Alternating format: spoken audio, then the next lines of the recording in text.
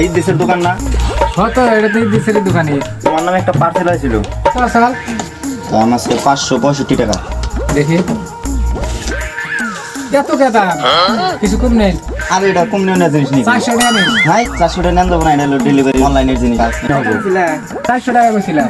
এই 400 টাকা 200 দিন মানে তো দামাদামি করতেছো, এটা দামাদামি হয় নাকি? অনলাইনে জিনিস দামাদামি হয় নাকি? মানো আর এটা মারা যাবে নাকি?